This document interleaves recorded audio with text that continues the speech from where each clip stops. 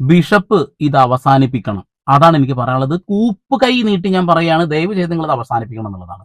കിച്ചു സ്വന്തം കാലിൽ നിന്ന് അവൻ ബിസിനസ്സും കാര്യങ്ങളൊക്കെ ചെയ്ത് പ്രൊമോഷനും കാര്യങ്ങളൊക്കെ ചെയ്ത് മാന്യം മര്യാദക്ക് ജീവിച്ച് മുന്നോട്ട് പോകുന്ന ഒരു വ്യക്തിയാണ്. നിങ്ങളിപ്പോ സപ്പോർട്ട് ചെയ്യുന്ന ബിഷപ്പ് സപ്പോർട്ട് ചെയ്യുന്ന വ്യക്തി ഏത് രീതിയിലാണ് എന്തൊക്കെയാണ് കാണിച്ചു കൂട്ടിയെന്ന് താങ്കൾക്ക് തന്നെ അല്ല ബോധ്യം ഉണ്ടെന്ന് ഞങ്ങൾക്ക് വ്യക്തമായി മനസ്സിലായി. കാരണം സോഷ്യൽ മീഡിയയിൽ നടക്കുന്ന എല്ലാ കാര്യങ്ങളും താങ്കൾക്ക് അറിയാം. താങ്കൾ പറഞ്ഞു ഓരോ ആളുകൾ പറയുമ്പോഴാണ് ഞാൻ നോക്കാറ് എന്നുള്ളത്. അങ്ങനെയെങ്കിൽ രേണുസുതി കാണിച്ചു കൂട്ടിയ കോപ്രായത്തരങ്ങളെ കുറിച്ച് എന്താ നിങ്ങൾക്ക് പറയാനുള്ളത്? താങ്കൾ അത് തുറന്നു പറയുക തന്നെ വേണം എന്നുള്ളതാണ്. ഇപ്പൊ അടുത്ത ഇന്റർവ്യൂ കൊടുത്തിട്ട് വീണ്ടും ചെക്കനെ നാറ്റിക്കാൻ വേണ്ടിയിട്ട് എന്തൊക്കെയാ പറയുന്നത്? ഒരു വീട്ടമ്മ വിളിക്കുന്നുണ്ട്. ആ വീട്ടമ്മ വിളിക്കുമ്പോൾ ആ വീട്ടമ്മയോട് പറയാണ് പുറത്തു പറയാൻ പറ്റാത്ത ഒരുപാട് കാര്യങ്ങളുണ്ട് എന്നുള്ളത്. ഇത് തന്നെയാണ് മറ്റുള്ള ചാനലുകളിലും താങ്കൾ പോയി പറയുന്നത്. അതായത് 10-21 വയസ്സായ ഒരു പയ്യൻ ജീവിതം മുന്നോട്ട് നയിക്കാനുള്ള സ്റ്റാർട്ടപ്പുകൾ ചെയ്യുമ്പോൾ അവനെ തകർക്കാൻ വേണ്ടി ഇട്ടുകൊടുക്കുകയാണോ താങ്കൾ ചെയ്യുന്നത്? എന്തൊക്കെയായാലും രേണുസുതി ചെയ്തതിന്റെ അപ്പുറത്തേക്കൊന്നും ഈ പയ്യൻ ചെയ്തിട്ടുണ്ടാവും അവരുടെ സാധ്യതകൾ ഇല്ല എന്ന് തന്നെ പറയേണ്ടി വരും. പിന്നെ താങ്കൾ രേണുസുതിയും അവരുടെ ഫാമിലി പറയുന്ന വാക്കുകൾ വിശ്വസിച്ചുകൊണ്ടാണ് ഇപ്പൊ സംസാരിക്കുന്നത് എന്നുള്ളതാണ്. സത്യത്തിൽ താങ്കൾ ഇപ്പൊ ചെയ്യുന്നത് വലിയ വെട്ടിത്തരാണെന്നുള്ളതാണ്. താങ്കൾ ഒരു അയൽക്കൂട്ടം എന്ന രീതിയിലേക്ക് തരം താഴരുത്. എന്തായാലും ബിഷപ്പിനെ ഒന്ന് തിരുത്താമെന്ന വ്യാമോഹത്തോട് കൂടിയിട്ട് ഒരു അമ്മച്ചി വിളിച്ചു, ഒരു ചേച്ചി വിളിച്ചു. അവർക്കുണ്ടായ ഒരു അനുഭവം കേൾക്കണ്ടേ? ഒന്ന് കേട്ടു നോക്കാം. ഹലോ, യെസ്, ഇത് അച്ഛന്റെ നമ്പർ ആയിരുന്നു. ഹലോ, ഇത് ആരാ ഇത്? മറ്റേ അച്ഛനല്ലേ? ആരാ ഇത്? ഞാൻ തൃശ്ശൂരിൽ നിന്നാണ് വിളിക്കുന്നത്. ആഹാ, അച്ഛോ, എനിക്ക് അച്ഛനോട് ഭയങ്കര ബഹുമാനമാണ്. ആരാ സംസാരിക്കുന്നത്? എനിക്ക് ആളിനെ മനസ്സിലായില്ലല്ലോ. ഞാൻ തൃശ്ശൂരിൽ നിന്നാണ് വിളിക്കുന്നത്. ആഹാ, എന്നെ വിളിച്ചതാ. ആ, എനിക്ക് മനസ്സിലായില്ല. എവിടുന്ന വിളിക്കുന്നത്, എന്താ വിളിക്കുന്ന കാര്യം? തൃശ്ശൂരിൽ നിന്നാണ് ഞാൻ വിളിക്കുന്നത്. ഓ, അപ്പൊ അച്ഛൻ എന്നെ അറിയത്തില്ല, ഞാൻ അച്ഛനെ വിളിച്ചെന്നേ ഉള്ളൂ. ഓ, എന്തായിരുന്നു മാറ്റർ? അച്ഛനൊക്കെ ഞങ്ങൾ ബഹുമാനിക്കുന്ന ആൾക്കാരായിരുന്നു. ഓ, എന്ത് പറ്റി ഇപ്പൊ? ഞാൻ എന്ത് ബഹുമാനത്തിന്? ഞാൻ ഒരു കാര്യവും ആരോടും ഒരു കാര്യവും ഞാൻ ചെയ്യുന്ന ആളല്ലല്ലോ. ബഹുമാനം കുറയ്ക്കത്തെ പോലെ. അച്ഛൻ ഇപ്പോഴും ബഹുമാനമുണ്ട്, ഇപ്പോഴും ഉണ്ട്. ഇപ്പോഴും ബഹുമാനം ഉള്ളത് കൊണ്ടാണ് അച്ഛനെ ഒന്ന് വിളിച്ച് ചോദിക്കുന്നത്. ചോദിച്ചോളൂ. അച്ഛോ, എന്തിനാ അച്ഛോ, പാവല്ലേ കൊച്ച്, അങ്ങനെ പറയാൻ പാടുണ്ടോ? ആര് പാവല്ലേ? കിച്ചുവിന്റെ കാര്യമാണ് പറയുന്നത്. ഞാൻ രാഹുൽ ദാസിനെ പറ്റി മോശമായിട്ട് ഒരു കാര്യവും പറഞ്ഞിട്ടില്ല. പറയാൻ തുടങ്ങി കഴിഞ്ഞാൽ നിൽക്കാൻ ഒക്കാത്ത പോലെ പറയേണ്ടി വരും. പക്ഷെ എനിക്ക് പറയേണ്ട ആവശ്യമില്ല. പിന്നെ എന്തിനാണ് എന്റെ പൊന്നച്ചോ താങ്കൾ ഇതൊക്കെ സോഷ്യൽ മീഡിയയിൽ കൊടുന്ന് ഇട്ടുകൊടുത്തത്? താങ്കൾ എന്തിനാണ് ഇത്ര ഇന്റർവ്യൂകളൊക്കെ അറ്റൻഡ് ചെയ്യുന്നത്? രാഹുൽ ദാസ് എന്നേ വിളിച്ച് പറയുള്ളൂ കേട്ടോ. പക്ഷെ രേണുസുതി എന്ന് വിളിക്കും. രേഷ്മ പി തങ്കച്ച എന്നാണ് ഒരു യഥാർത്ഥ പേര്. ഓക്കെ, അവിടുന്ന് തന്നെ അദ്ദേഹത്തിന് എന്താണ് ഒരു ചില ആളുകൾ കമന്റ് ഇടുന്നതുകൊണ്ട് പറയാൻ കഴിയാത്ത കുറെ കാര്യങ്ങളുണ്ട്. മതപരമായ കാര്യങ്ങളാണ്, ഞാനിവിടെ പറയുന്നില്ല. ഞാൻ എല്ലാ മതങ്ങളെയും ഒരുപോലെ വിശ്വസിക്കുന്ന, ഒരുപോലെ ഇഷ്ടപ്പെടുന്ന ഒരു വ്യക്തിയാണ്. അതുകൊണ്ടൊക്കെ തന്നെ ഞാനത് പറയുന്നില്ല. പക്ഷെ ഒന്നേ പറയുന്നുള്ളൂ എന്റെ പൊന്നച്ചോ, താങ്കൾ ഇപ്പൊ ആ ചെക്കനെ വലിച്ചു കയറിട്ട് കൊടുക്കുന്നത് ശരിയല്ല.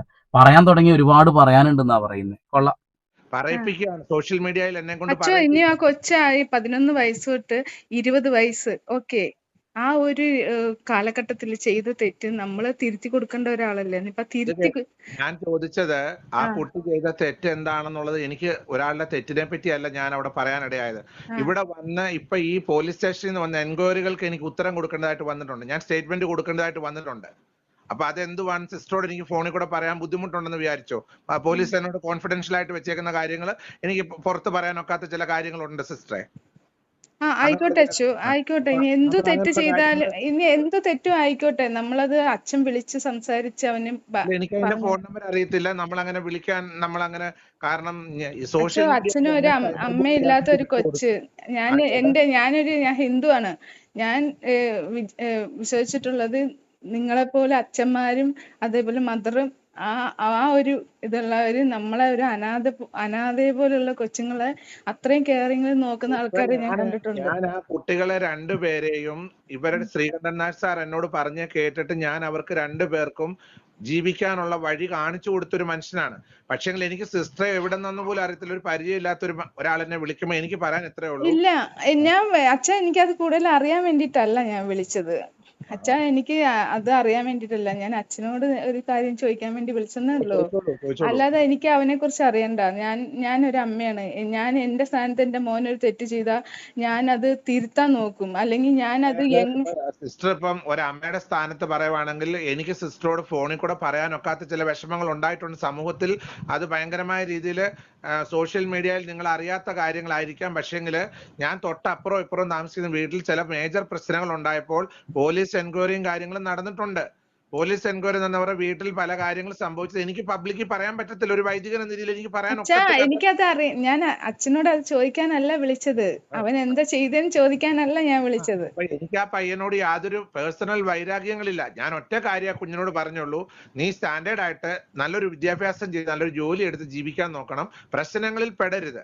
പ്രശ്നങ്ങളിൽ പെട്ടാൽ തീർച്ചയായിട്ടും നമുക്ക് എന്ത് ചെയ്യാൻ പറ്റും? രക്ഷിക്കാൻ കഴിയാത്ത സാഹചര്യങ്ങളിലേക്കാണ് കാര്യങ്ങൾ മൂവ് ചെയ്തുകൊണ്ടിരിക്കുന്നത്. എനിക്ക് രക്ഷിക്കാൻ പറ്റത്തില്ല. ഇതാണോ ഇദ്ദേഹം പറഞ്ഞത്?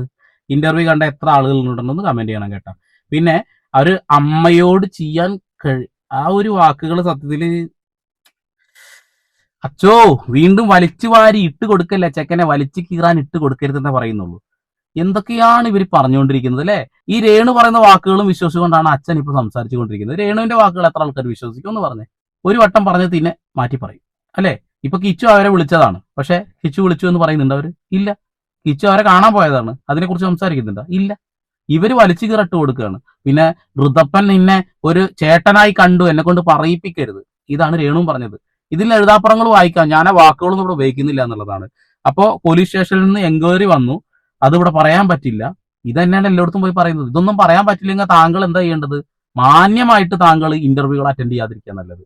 താങ്കളെ കൊണ്ട് പറയാൻ കഴിയാത്ത കാര്യങ്ങളോട് പറയാതിരിക്കുക നല്ലത്. അതുകൊണ്ടാണ് എന്നെ കൊണ്ട് രക്ഷിക്കാൻ പറ്റത്തില്ല. കാരണം അച്ഛാ ഞാൻ ഇപ്പൊ അവൻ അവന്റേതായ തൊഴിൽ നോക്കി. ഞാൻ പറഞ്ഞ എത്രയോ മക്കൾ അമ്മയെ കൊല്ലുന്നു, അല്ലെങ്കിൽ ഓരോ കഞ്ചാവ് പിടിക്കുന്നു. ഇപ്പോഴത്തെ കാലഘട്ടങ്ങളിൽ എന്തെല്ലാം ചെയ്ത് എന്തൊക്കെ പീഡന കേസുകൾ വിടുന്നു, എന്തൊക്കെ ചെയ്യുന്നു. എന്നിട്ട് അവര് ഒരു ആ പയ്യൻ ആരെ പീഡിപ്പിച്ചത് ഞാൻ എവിടെയും പറഞ്ഞിട്ടില്ല. കഞ്ചാവ് മോഷ്ടിച്ചെന്നോ കഞ്ചാവ് കൊണ്ടുപോയെന്നൊന്നും ഞാൻ എവിടെയും പറഞ്ഞിട്ടില്ല. അച്ഛൻ പറഞ്ഞെന്നല്ല ഞാൻ പറയുന്നേ. പറയത്തുമില്ല. നമ്മൾ ചെയ്യാത്ത കാര്യത്തെ പറ്റി ഒന്നും ഞാൻ പറഞ്ഞിട്ടില്ല. കേട്ടില്ലേ? ചെയ്യാത്ത കാര്യങ്ങളെ കുറിച്ചൊന്നും ഞാൻ പറഞ്ഞിട്ടില്ല. അതായത് കിച്ചു അതൊന്നും ചെയ്തിട്ടില്ല. പിന്നെ എന്താണ് രേണുവിനോട് ചെയ്തതെന്ന് താങ്കളൊന്ന് വ്യക്തമാക്കി പറഞ്ഞാൽ കൊള്ളാം. അല്ലെങ്കിൽ താങ്കൾ ഇന്റർവ്യൂകളൊന്നും അറ്റൻഡ് ചെയ്യാതിരിക്കുക നല്ലത്. പറയാൻ കഴിയില്ല എന്നുണ്ടെങ്കിൽ പിന്നെ എന്തിനാണ് വായം പൊട്ടിക്കണം ഇങ്ങനെ നിൽക്കാറ്? അച്ഛൻ പറഞ്ഞെന്നല്ല ഞാൻ പറയുന്നേ.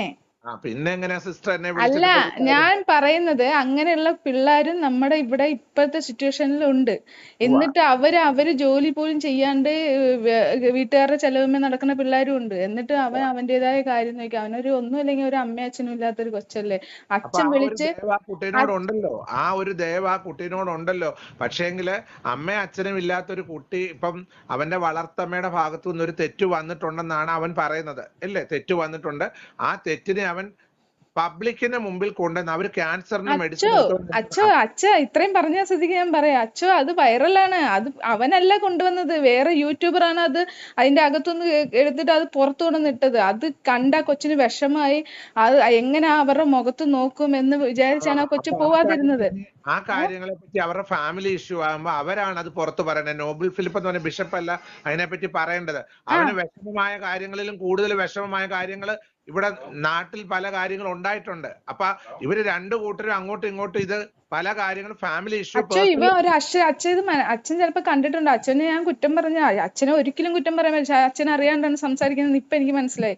ഇവ ഒരിക്കലും ഒരു കാര്യത്തിന് അവരെ കുറ്റം പറയാനോ ഒരു കാര്യത്തിന് വന്ന് അവനെ എന്തെല്ലാം പറഞ്ഞിട്ട് പോലും ലാസ്റ്റ് വരെ അവ ഒന്നും പറയാണ്ട് ലാസ്റ്റ് ഒരു ചെറുക്കന്റെ വീഡിയോ എടുത്ത് എത്രയോ ആൾക്കാർ ചെയ്തിട്ട് പോലും അവൻ പ്രതികരിച്ചില്ല. ആ ഒരു ചെറുക്കൻ ചെയ്തത് പ്രതികരിക്കാൻ ഒക്കാത്ത സാഹചര്യങ്ങൾ ഉണ്ടാകുമെന്ന് സിസ്റ്റർ മനസ്സിലാക്കേണ്ടതായിട്ടുണ്ട്. സിസ്റ്റർ ഒരു എന്തുവാ ഇപ്പൊ ലാസ്റ്റ് അച്ഛൻ പറഞ്ഞു വരുന്നത്? എന്തോ രേണുവിനെ കയറി പിടിച്ചു എന്നാണോ പറയാൻ? ഞാൻ പറഞ്ഞിട്ടില്ല. ഞാൻ പറയാത്ത കാര്യം എഴുതാപ്പുറം വായിക്കണ്ട.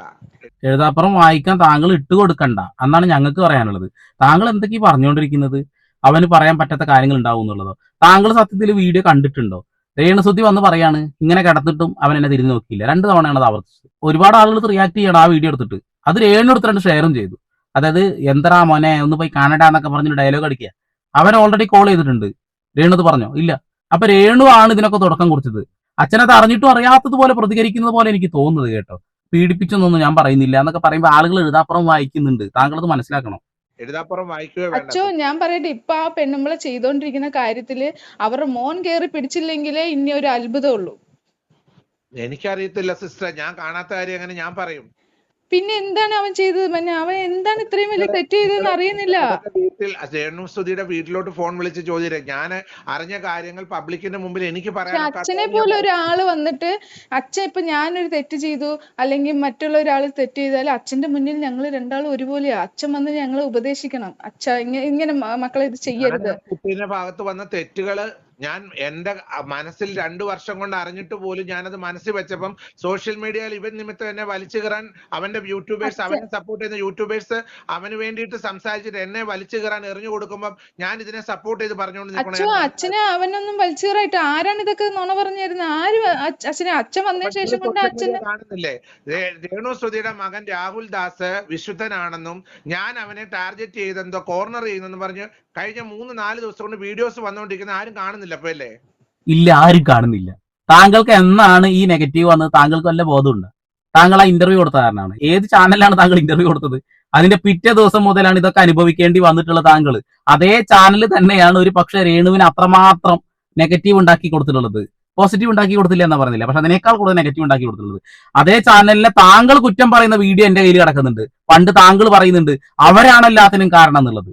താങ്കൾ പറഞ്ഞ കാര്യങ്ങൾ ഇവിടെ കിടക്കുന്നുണ്ട്, രേണു പറഞ്ഞ കാര്യങ്ങൾ ഇവിടെ കിടക്കുന്നുണ്ട് എന്നുള്ളതാണ്. താങ്കളാണ് തുടക്കക്കാരൻ. ഈ ചെക്കനെ വലിച്ചു കീറാൻ മുന്നിൽ നിന്ന ഒരു വ്യക്തികളിൽ താങ്കൾ കിടക്കുന്നുണ്ട്. താങ്കൾ അറിയാതെ പെട്ടതാണെന്ന് എനിക്കറിയില്ല. എന്തായാലും ഒരു ബെല്ലും ബ്രേക്ക് ഇല്ലാത്ത രീതിയിലുള്ള ഒരു സംസാരം ആയിക്കൊണ്ടിരിക്കുന്നുണ്ട്. താങ്കളെ നല്ല റെസ്പെക്ട് ഉണ്ടായിരുന്നു, അത് കളയിപ്പിക്കരുത്. അച്ഛന്റെ വീഡിയോ വന്നതിന് ശേഷം കൊണ്ട് അച്ഛനെ കുറിച്ച് സംസാരിച്ചു. അതുവരെ അച്ഛനെ കുറിച്ച് ആരും സംസാരിച്ചിട്ടില്ല. കാര്യങ്ങളല്ല ഇവരുടെ വീട്ടിൽ ഒരു ഇഷ്യൂ നടന്നിട്ടുണ്ടെന്നുള്ളത് പബ്ലിക്കിൽ ഒരു വാർത്ത വന്നിട്ടുണ്ടായിരുന്നു. ആ വാർത്ത വന്നതിന് ശേഷമാണ് ഈ പോലീസ് കേസും കാര്യങ്ങളെല്ലാം ഇവിടെ വന്നേക്കുന്നത്. അപ്പൊ അത് പല കാര്യങ്ങളും പുറത്ത് പറയാനൊക്കാത്ത ചില കാര്യങ്ങളായിരിക്കുമല്ലോ. അപ്പൊ അതുകൊണ്ട് ഇനിയിപ്പോ അവന്റെ പേരിൽ ഇത്രയും വലിയ കേസുണ്ടെങ്കിൽ അവൻ പുറത്തിറങ്ങി നടക്കുവോ? എനിക്കതിനെ പറ്റി അറിയത്തില്ല. ഞാൻ പറയുന്ന അച്ഛൻ ഇത് കൂടുതൽ അച്ഛൻ അറിയത്തില്ല. അതാണ് കാര്യം. അച്ഛൻ അറിയത്തില്ല. വേറൊരു സ്ഥലത്താണ്, എനിക്ക് അതിനെപ്പറ്റി അറിയത്തില്ല. ഞാൻ പോലീസ് എൻക്വയറിയും കാര്യങ്ങളും പോലീസ് എന്നെ വിളിച്ചിരുന്നുണ്ട്. അപ്പൊ എനിക്ക് ഇതിനെപ്പറ്റി അറിയാത്ത കാര്യം അറിയത്തില്ല എന്ന് തന്നെ ഞാൻ പോലീസിനോട് പറഞ്ഞിട്ടുണ്ട്. ഞാൻ പറയട്ടെ അച്ഛൻ ഇനി എന്തെങ്കിലും ആവട്ടെ, എന്ത് വേണം ചെയ്യട്ടെ, ഇനി ഒരു വാക്ക് അച്ഛന്റെ ഭാഗത്തുനിന്ന് ഉണ്ടാവരുത്. കാരണം എന്താ വെച്ചാൽ അച്ഛന്റെ ഭാഗത്തുനിന്ന് ഉണ്ടാവെന്ന് പറഞ്ഞാൽ ഞാനൊരു അമ്മ ആയതുകൊണ്ട് അങ്ങനെ ഒരു മോനെ ഇട്ട് കൊടുക്കരുത്. അത്രേ ഞാൻ പറയുന്നുള്ളൂ. ഞാനൊരു ഇന്റർവ്യൂ കൊടുത്തിട്ടുണ്ട്. ആ ഇന്റർവ്യൂ കണ്ടിട്ടുള്ളവർക്ക് അത് മനസ്സിലാകും. എനിക്ക് പറയാനുള്ള വേർഷൻസ് ഞാൻ പറഞ്ഞിട്ടുണ്ട്. ആ ഇന്റർവ്യൂ കണ്ടവരുണ്ടെന്ന് കമന്റ് ചെയ്യണം കേട്ടോ. താങ്കളുടെ വേർഷൻ ഭയങ്കര കോമഡിയാന്നുള്ളതാണ്. കുറെ കാര്യങ്ങൾ പറയില്ല, എന്നാൽ കുറെ കാര്യങ്ങൾ പറയും. അതിന്റെ ഇടയിൽ കുറെ ഹിന്റ് തരും. എന്നിട്ട് ആ ചെക്കനെ വലിച്ചു കീറ ഇട്ട് കൊടുക്കുന്നു, അത് എടുത്തുകൊണ്ട് പൊങ്കാലയിടും. ഇതാണ് ഇപ്പൊ നടന്നുകൊണ്ടിരിക്കുന്നത് എന്നുള്ളതാണ്. എന്റെ പൊന്ന അച്ഛന്റെ ശരിക്കുള്ള ജോലി എന്താ? ദൈവമാർഗം സ്വീകരിച്ച ഒരു വ്യക്തിയാണ്. പാവങ്ങളെ സഹായിക്കുക, അല്ലെങ്കിൽ വീണ് കിടക്കുന്നവരെ ഉയർത്തി എണീപ്പിക്കുക, ഇതൊക്കെയാണ് താങ്കളുടെ ഒരു വഴി എന്നാണ് ഞാൻ വിശ്വസിക്കുന്നത്. അല്ലെങ്കിൽ താങ്കളുടെ ദൈവമാർഗത്തിൽ പറയുന്ന കാര്യങ്ങൾ. സഹജീവികളെ സ്നേഹിക്കുക എന്നുള്ളത് അല്ലേ? നേരെ തിരിച്ച് ഒരാൾ പറഞ്ഞ വാക്കും കേട്ടിട്ട് ഒരു പരദൂഷണ പരിപാടിയിലേക്ക് താങ്കൾ കടക്കുന്നത് ശരിയല്ല. ഇത് അയൽക്കൂട്ടം എന്ന രീതിയിലേക്ക് താങ്കൾ മാറിക്കൊണ്ടിരിക്കും. താങ്കൾ പോലും അറിയുന്നില്ല. താങ്കൾ പോലും അറിയാതെ താങ്കൾ ആ ഒരു ലെവലിലേക്ക് എത്തിക്കൊണ്ടിരിക്കുക എന്നുള്ള കാര്യമാണ്. കിച്ചു എങ്ങനെയെങ്കിലൊക്കെ ജീവിച്ച് പൊക്കോട്ടെ. അവൻ നല്ല രീതിയിൽ തന്നെയാണ് മുന്നോട്ട് പോയിക്കൊണ്ടിരിക്കുന്നത്. അത് തകർക്കുന്ന ആളുകളുടെ കൂട്ടത്തിൽ താങ്കൾ പോയി നിൽക്കരുത്. പിന്നെ താങ്കൾ തന്നെ പറയുന്നുണ്ട് ആ ഒരു ഒപ്പ് മതി ആ വീട് തിരിച്ചു കിട്ടാനെന്നോ അങ്ങനെ എന്തോ എന്നാണ്. ആ പയ്യനെ വീടിന്റെ ആവശ്യം ഇനി വരാൻ പോകുന്നില്ല. കാരണം അവനെ അച്ഛന്റെ വീട്ടിലാണ് താമസിക്കുന്നത്. വീടിന് എന്ത് ചെയ്താലും അവനൊരു വിഷയമല്ല. പക്ഷെ അതിനാണിത് കളിക്കുന്നത് എന്നുള്ള ബോധം താങ്കൾക്ക് ഇല്ലാതെ പോകുന്നത് ഭയങ്കര വിഷമമുണ്ട് എന്നുള്ളതാണ്. അവൻ ജീവിച്ചു പൊക്കോട്ടെ. അവനിപ്പോ അത്യാവശ്യം നല്ല വർക്കും കാര്യങ്ങളും കിട്ടുന്നുണ്ട്. അവനൊരു കാറ് വാങ്ങിയതിന്റെ പിറ്റേസ് മുതലാണ് പരിപാടി തുടങ്ങിയത്, ഈ പ്രശ്നം തുടങ്ങിയെന്നൊക്കെ ചില ആളുകൾ കമന്റ് ചെയ്യുന്നുണ്ട്. ഓക്കെ, എന്തെങ്കിലുമൊക്കെ ആവട്ടെ. ഏതോ കാലഘട്ടത്തിൽ നടന്ന എന്തോ ഒരു കാര്യത്തെ കുറിച്ചാണ് അദ്ദേഹം ഇപ്പോഴും വ്യാകുലപ്പെടുന്നത് എന്നുള്ളതാണ്. മക്കൾ തെറ്റിലേക്ക് പോകുമ്പോൾ, കുഞ്ഞാളുകൾ തെറ്റിലേക്ക് പോകുമ്പോൾ അവരെ നേർവഴിയിലേക്ക് നയിക്കുന്നവരായിരിക്കും യഥാർത്ഥ ബിഷപ്പുമാര് അല്ലെ? അപ്പൊ വീണ്ടും വരെ പുതിയ വാർത്താവിശേഷങ്ങളുമായി സന്ദീപ് എടപ്പാൾ സൈനിങ് ഓഫ്.